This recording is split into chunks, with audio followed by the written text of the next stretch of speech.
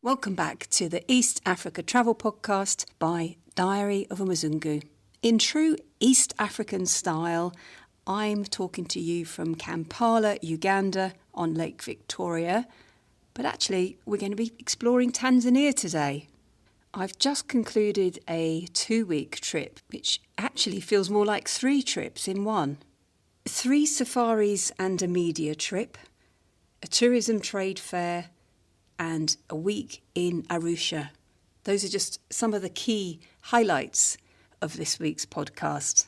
My name's Charlotte Beauvoisin, author of Diary of a Mzungu, a blog that I've been writing since 2008. If you're new to East Africa, you might wonder what a Mzungu is. Well, that's what I am. I'm a white person living in East Africa, and I look different, I act funnily. It's a word that you can't escape if you live in this part of the world. And when I started the blog, I didn't know much at all about East Africa. And Googling showed me this word, Mzungu, Mzungu everywhere. Mzungu, how are you? So I decided to embrace the term, and just as well, because there are days when I get called it 20 times. It's not a bad word at all. And in fact, I've had a lot of fun with it. Ugandans think it's hilarious that I've called my blog Diary of a Mzungu. But as for the diary part, well, wherever I go, I'm taking notes. I've always got 6 different notebooks on the go. And of course, audio notes, photos, scribbles here and there, whether I'm on safari, on a plane or on a bus, counting birds in a field survey, reviewing a lodge or a national park for one of the publications I write for. You can bet that I'm writing copious notes. The only downside of all that is I don't usually get time to check and review and research and shape all that lovely information that I collect. So today's task is to share with you as much as I possibly can. Travel tips, likes, dislikes, observations and more that I picked up on the streets of Arusha. My plan today is to give you an idea of some of the resources that I have available and the ways in which I can help you plan a trip to Tanzania or wider East Africa. Get in touch with me if you're looking for personally researched info and recommendations of lodges, tour operators and a whole lot more. By the time I've landed in Kigali, Rwanda's capital, I've already broken most of my rules. I've been offered 3 meals, one at the Karibu Lounge at Entebbe International Airport. When I land in Kigali, I'm invited into Rwanda's Dream Lounge. There is another buffet breakfast. When I get back on the plane for the final leg of the journey to Kilimanjaro International Airport, I've managed to resist just about everything, but I'm not going to say no to a glass of champagne. I probably won't say no to the refill either. After all, I was travelling on a Sunday, so it did feel legit. Rwanda's Dream Lounge at Kigali does feel rather special, actually. It's quite small, meaning it's intimate and it's on lovely colours. And if you get there in the afternoon, which I have done before, you had a fantastic view, which is quite unusual for an airport. It's very relaxed. There's some really cool artwork on the walls, and I just have time to charge the phone and have a lovely strong cappuccino before I get called onto the plane. And that's one of the nice things about business class, is that you don't have to check the time and look at the screen and so on. You've actually got somebody who's going to come up to you and just check, are you on the next flight to Kilimanjaro? And so for the second part of my journey from Kigali to Arusha in Tanzania, I'm even offered lunch. I say no, knowing that dinner is planned, and I've got to try and say no to all this temptation. I mean, I haven't even arrived at the destination yet. That said, I did love the fresh pineapple juice with mint. Oh, that was delicious. And honey-coated macadamia nuts. What a treat. Diary of a Mzungu is already filling up with notes. How am I going to survive 2 weeks of this kind of lifestyle? I joke to myself. I do love these media trips. I've met some really fantastic people, but They are back-to-back activities. They're exciting, but they're a bit of a strain physically. We're talking 4:15 in the morning wake-up calls, evening meetings with lodge managers, and that doesn't include all the social media updates and shout-outs that we're supposed to do as part of the arrangement. So if you do it properly, it's absolutely exhausting. You lose your regular exercise regime, and instead you're sitting down for hours and hours in a vehicle some days, and then you're taken to beautiful places for 3-course meals, and it sounds lovely, but the combination of sitting down and then eating takes its toll after a couple of days. But of course you can't say no. You don't know whether you'll ever be back visiting these lovely places, and it's all part of the deal, isn't it? Tasting the food, giving some feedback and so on. But there's also the aspect that you don't quite know where you're going to end up and what's going to be served there. So there's always a little part of me that thinks, I better eat something just in case, because I don't quite know when I'm going to eat again. The good thing with this trip is that after 4 or 5 days of sitting in a vehicle and eating, we then had 4 days on our feet, walking up and down the huge KiliFair, Kili meaning Kilimanjaro, and apparently the fair was spread over the equivalent of 7 football pitches. So, as you can imagine, I was quite pleased to get my steps in, as you say. A word about the VIP Lounge at Entebbe International Airport. The armchairs are the colours of the Ugandan flag, red, black and yellow. I hesitated there because they're more like the colours of the grey-crowned crane, which is the national emblem. So they're quite artistically done, but it's a vast area. But I can imagine it really coming into its own when AFCON comes in 2027. So AFCON is the Africa Cup of Nations football competition. That's going to be massive for East Africa. It's June and July 2027, and Uganda and Kenya and Tanzania are the hosts. I can easily imagine big groups of people, several football teams and their entourage taking up the business lounge at Entebbe Airport. If you're interested in visiting Uganda as part of AFCON, send me a message, by the way. I think I know somebody who can help you. But what about the flights themselves? Window seats every time. I don't care where I'm going. I don't care what time of day it is. I just have to be next to the window. Ideally, with my camera or my phone or both. Some of my favourite memories of East Africa are my first ever glimpses of Mount Kilimanjaro and my first sighting of Ngoro crater. So put yourself in the right position, plan ahead, think about where your plane is going, north, south, east, west, and position yourself in the right spot by the window. I haven't climbed Mount Kilimanjaro, but I've had some tantalising glimpses of it, the first being poking through the cloud when I was flying down to South Africa from Kenya a few years ago. Some aspects of my trip to Tanzania were a little bit confusing, I must admit, because we took off from Entebbe at 11 o'clock in the morning, and I thought I was seeing things when I looked at my ticket and it said we were going to land at 10 minutes before 11, which suggested that we were going to land before we took off. But of course, it's a short flight. It's only 50 minutes from Entebbe to Kigali, and Kigali is 1 hour behind East African time. The other thing that confused me several times on my trip to Tanzania was the language. Now, I speak very few words of Swahili, kidogo kidogo, but I just about got my head around a few greetings. But when we settled into the vehicle for our media trip, I tried to greet one of the Tanzanian ladies in Swahili, and I said, "Habari gani?" And she just laughed at me. She said, "No one says that." So I'd done a little bit of cramming with Duolingo app before I got on the plane. Well, I clearly didn't do enough, but the greetings in Swahili in Tanzania are a little bit different from what I got used to in Nairobi, so a bit of a backward step, really. Anyway, I'm not going to embarrass myself here on the podcast by trying to greet you in Swahili. When you're in Nairobi, it's good enough to say, "Mambo," that's hello, "Sasa," and then start talking in English, whereas in Tanzania, everything felt a little bit more foreign. But that's okay. I wanted a bit of an adventure and I wanted to get outside my comfort zone.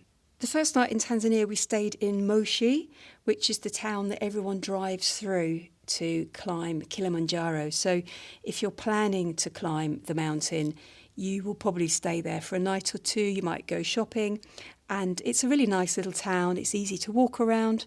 I could easily live there. I could live there for the view of Kilimanjaro, which is epic on some days, clearly visible.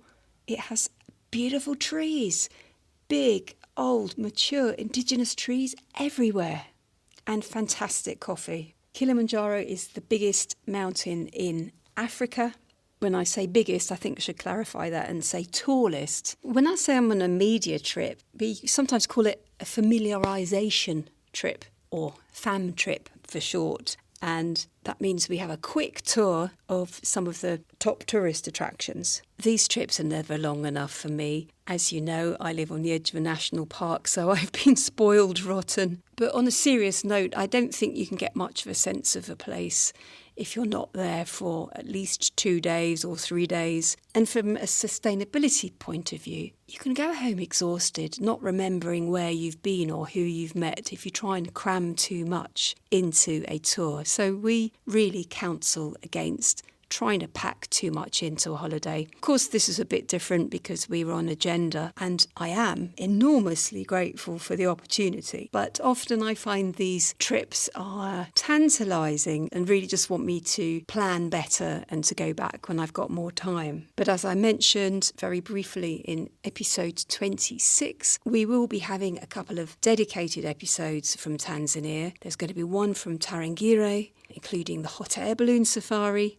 I will take you deep into the Tarangire for that dedicated episode. I had a wonderful conversation with one of the young staff who works at the camp, and I lay in bed recording the sounds of a grumpy elephant and a haunting hyena. And I think standout highlights of that week was the impromptu game drive at around 4:30 in the morning when we had to leave the camp and drive towards the start of the ballooning safari. Along the way, not only did we see a hyena, we saw a jackal, we saw a porcupine. I've never seen a porcupine before. That was so exciting, and you have to make the most of these wildlife encounters. You can never guarantee when you're going to see a certain animal. I was trying to go back to sleep, actually, in the back of the vehicle, but we had a really good guide, courtesy of Miracle Experience, the balloon company, and he really brought the bush to life in the darkness as different wildlife were ahead of us in the track. I feel lucky that we visited at a time of year that wasn't too busy, because I've heard about the very busy northern circuit in Tanzania, and I've now seen it for myself.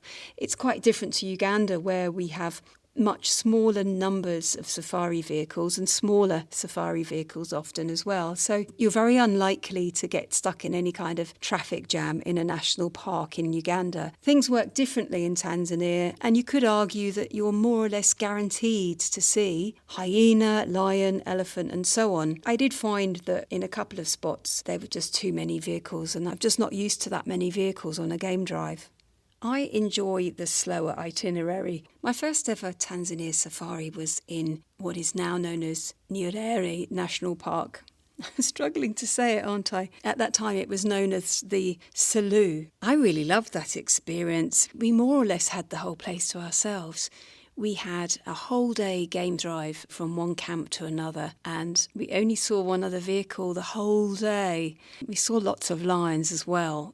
That was a really wonderful experience, and perhaps what I'm used to. But I know what it's like when you've only got a couple of weeks off work. I'm able to travel in a different way because I work as I travel. I'm often writing stories and updates and training as I travel, and I'm based in East Africa, so of course it's easy for me to take a longer itinerary, but I don't like being herded around either. I don't think it's necessary to tick everything off a list. I know what it's like to go on your first safari. You can't stop taking photos of everything. Your first elephant, your first lion.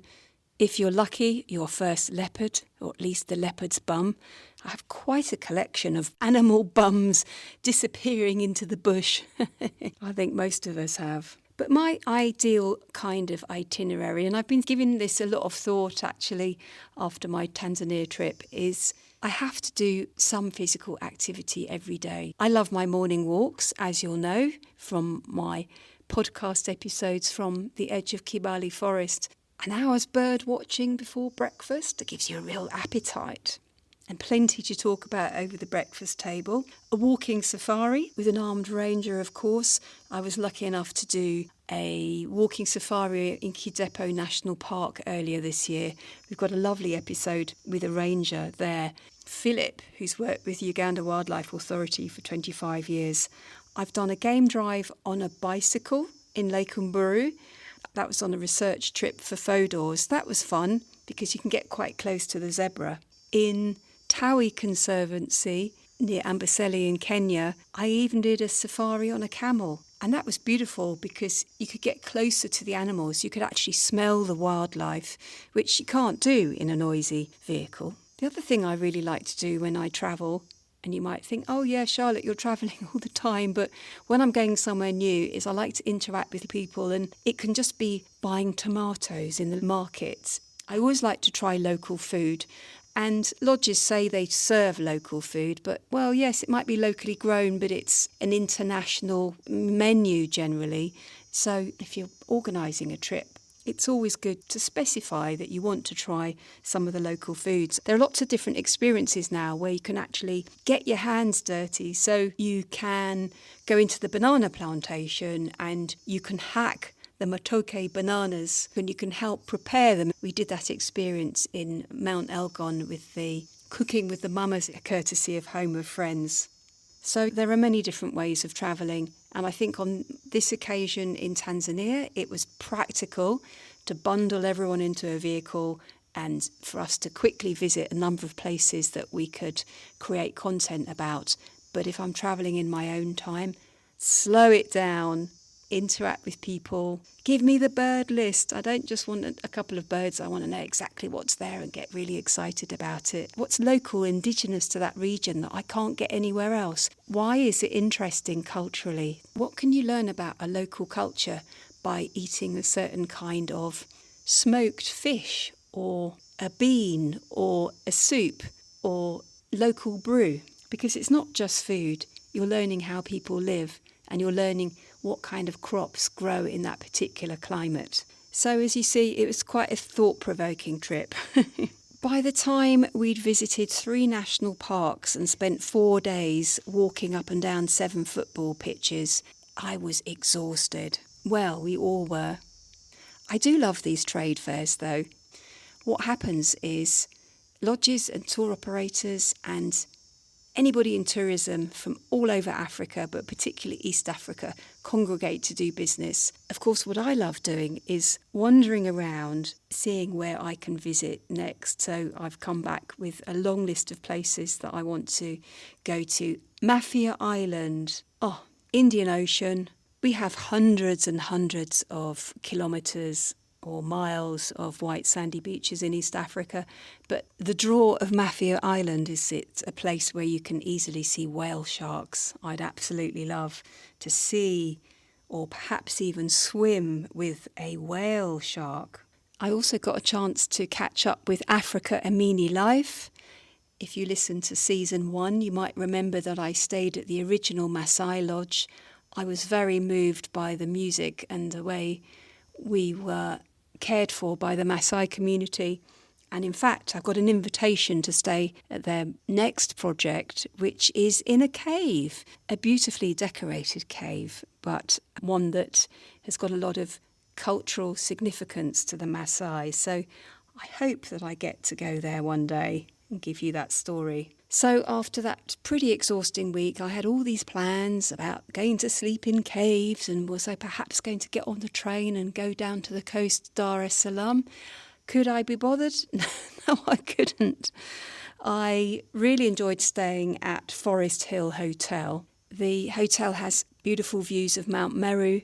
the mountain isn't always visible, but I think that's part of the charm, actually, to keep checking and saying, oh, can you see it yet? And, oh, there you see a bit of the peak, and then there's cloud kind of swirling around the middle of the mountain. Forest Hill have a beautiful infinity pool with the mountain in the background. So, honestly, it's worth staying there just for that view. I did enjoy coffee at the hotel with a lovely waitress called Judith, who had the biggest smile, and she quickly got the hang of what I would like. I'm fond of those moments talking to hotel staff because my very first job was breakfast waitress when I was 16 years old, and I loved seeing behind the scenes and understanding how the kitchen works and the reception and housekeeping and so on. I guess it was a bit of an anticlimax to be on my own after that week of meetings and plans and agendas and programmes and all the rest of it. I couldn't quite get my act together to do much apart from walk around Arusha. But actually, I really liked it and it really grew on me. And even though some of the town is quite dilapidated, potholes big enough to make a Ugandan homesick, actually, in some areas, I think I needed to reconnect with the streets and everyday Africa because much as we like these international hotels and the high standards they have, you could almost be in any country in Africa, but away from the international style coffee shops, which I confess I really love. I think it was the last couple of days walking along Sokoine Road that I really enjoyed most. It's a dusty, dirty, run-down in some places road. It's got lots of old buildings, modern signs, and it's only when you take time to look behind the modern signs that you see it's Meru Post Office, so it's the colonial architecture. Then you can start to read the buildings and start to get a sense of the history of the town. I walked up to the Arusha Declaration Museum. So this is why I say this was 3 trips in one, because we went from the well-organised printed itinerary to me winging it. Google Maps can give you the impression that everything's very well organised, but then you get to a certain museum and it's actually very hard to find the sign, it's hard to find the entrance. It's not clear how much you're going to pay to get in or how you can pay. I really missed having a printed guidebook with me, actually. Yes, I know I'm old school, but it's reliable to have a brat guide because you know everything's going to be in there. They do weigh a ton, though. I think I really needed to be downtown. And what I really had fun doing was trying to order a bit of local food. I failed miserably, but I did manage some big grins and some nods and some pointing. The grilled chicken by the side of the road is really tasty. Roasted meat is a big thing in East Africa. In Tanzania, they have a lot of chips as well. They also have big piles of salad. I can't imagine having a big pile of salad next to the roadside in Uganda. I do like seeing things that are the same and things that are different to what I'm used to here in Uganda. I really enjoyed the rice, the way that Tanzanians cook rice. It's just a little bit more interesting. They have some beautiful, rich, spicy sauces. And at one of the places I stayed, not only did they have chunks of watermelon for breakfast, they had dates and hibiscus juice. So there were some unusual things, unusual by my everyday standards anyway. Here are Diary of a Mzungu's practical tips if you're planning to travel to Tanzania. These are all based on my experience flying into Kilimanjaro. So firstly, I would say get a guidebook. I mean, there's a lot of things that you can find out here, but it's nice just to come with a better idea, especially if you've only got a short period of time. It was good that as soon as I got to the airport, I could buy a new SIM card, which gave me data that lasted me nearly 2 weeks, and it was really cheap. I think I paid in dollars. The lady set it up for me. In East Africa, we have something called mobile money, or M-Pesa. Pesa means money, and it's a really good way to pay for almost everything. So rather than have loads of cash with you, I mean, cash is always accepted, nearly always. Some places do prefer M-Pesa. Not everywhere will accept Visa. If they do, they may add a surcharge. A lot of places do not accept MasterCard or American Express. If you can get a SIM and put money onto your M-Pesa account. That will really make your life easy if you're in Tanzania. Kenya also is very popular. In Uganda and Rwanda, it's getting more popular too. You will find Wi-Fi almost everywhere you go, but if you're in a vehicle, it's really nice to be able to use your phone using your phone data. I found quite a lot of lodges only had Wi-Fi in the main areas, not in your room. Sometimes the rooms are a long way from a dining area. And if there's an elephant between where you're staying and dining room, then again, it's good if you've got data in your tent or your camp or what have you.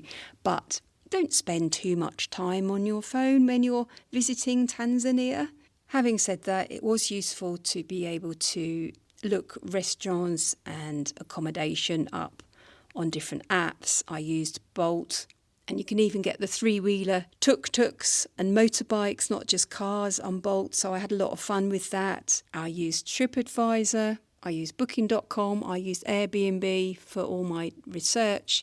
Of course, I used the internet. So without having a printed guidebook, it was useful to be able to find my way around. But it is much more fun to ask people, isn't it? And try and get a conversation going. Visas. Now, as a Brit, I was able to buy a visa on arrival for $50. If you're travelling anytime, please check the price. Don't rely on what I've said because these things do go out of date and sometimes can change quite quickly. You don't need to apply in advance as a Brit, but look up the arrangement for your country. I read that Americans have to get a multiple entry visa, even if you're only going in the country once, and that's $100. So there are a variety of options depending where your passport is from. But it was very quick and easy to get the visa at the airport, although I had to go to one window, then another one, and then I think a third one. But still, the queue moved quickly. A note about withdrawing money. If you have an international Visa card, it's best to get out as much money as you can and then put it on an M-Pesa number, because I found it quite expensive to withdraw money, and in retrospect, I should have just withdrawn enough cash and then put it on M-Pesa. And final tip, last but not least, the plugs you need are the British style 3-pin or Kenyan or Ugandan style plug. And now that was something that I did check before I travelled, because there's nothing more annoying than going somewhere and finding you don't have an adapter. I've been to Rwanda several times forgetting to take the adapters I have at home and always end up having to buy another one. So I've got a drawer full of them.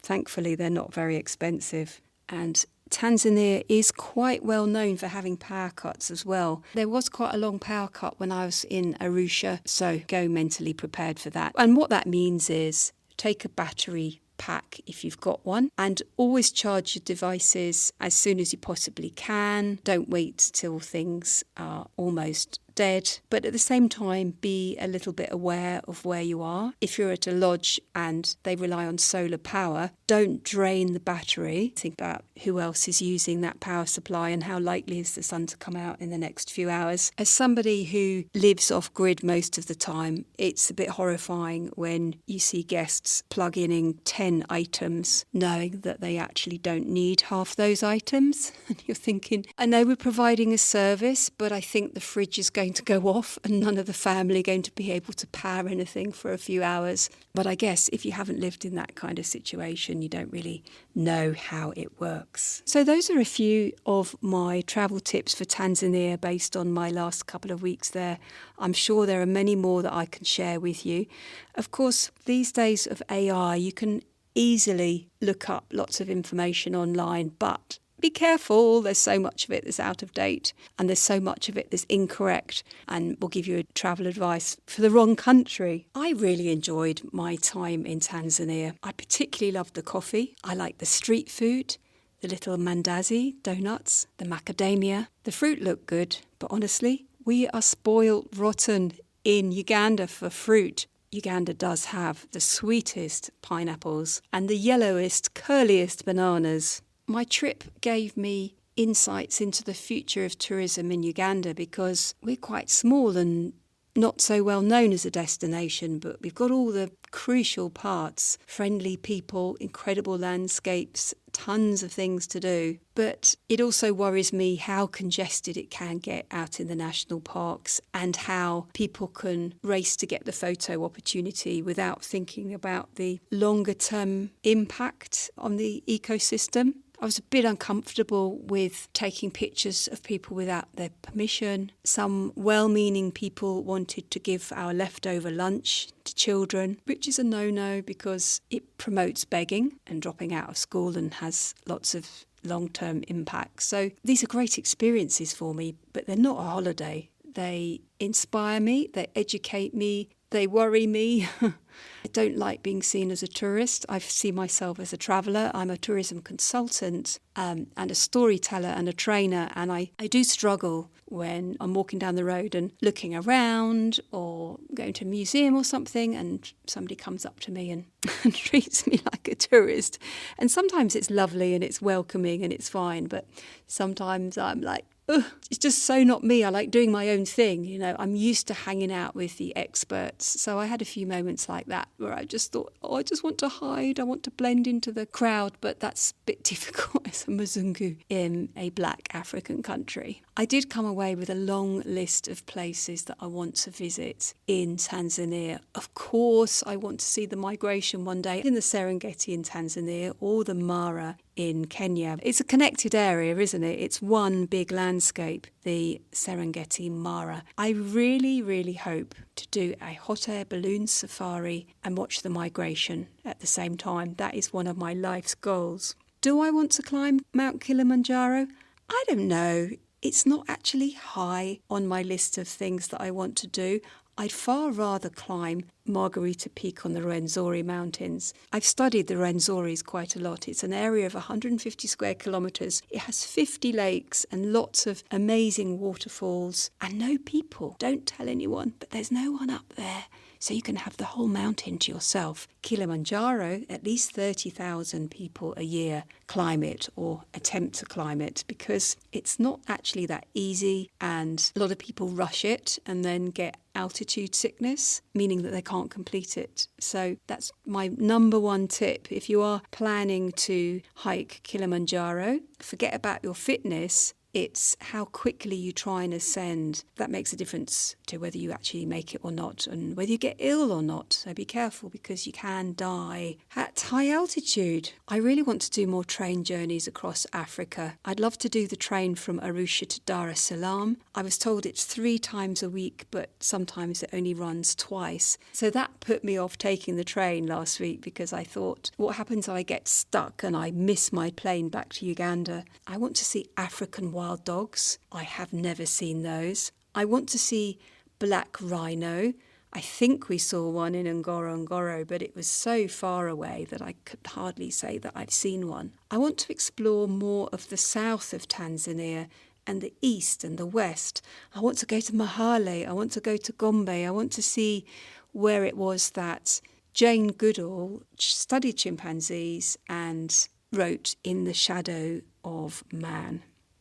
Of course, I want to go to Zanzibar again. I'd like to explore more of Stone Town, and I'd like to explore more of the island. It's very picturesque. We went to Forodani, we went to the fish market, we did a spice tour. The spice tour was absolutely brilliant. In a plantation, tasting roots, smelling leaves. The whole forest was really brought to life by these young men who rubbed leaves and cut bits of bark for us. There's so much to explore. There are so many birds that I want to add to my bird list. I want to go scuba diving.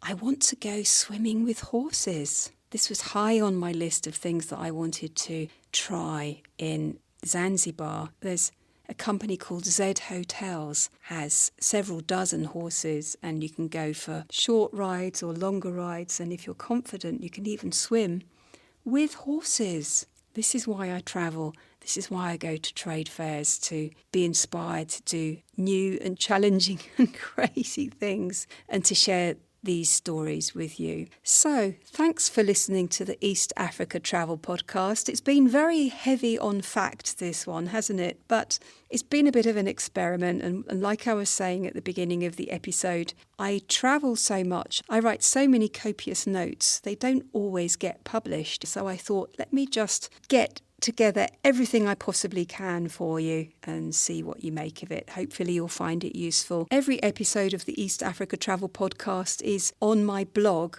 Diary of a Mzungu, as well as being on the podcast apps. And there's a full transcript there. So in case you wanted to remind yourself of some of my travel tips, you could go to Diary of a Mzungu, and all those links are in the show notes. Thanks for listening. Coming up next in the East Africa Travel Podcast, we have an interview with Mzee Silva Chamokama, a lifelong friend of Sunbird Hill. What is it like to be a poacher? That is one of my favourite conversations with this lovely man who became one of the forest's strongest champions. If you find this episode useful, please write a comment or share it with a friend. And if you're not following already, please click follow on Apple, Spotify, and any other podcast app. See you next week.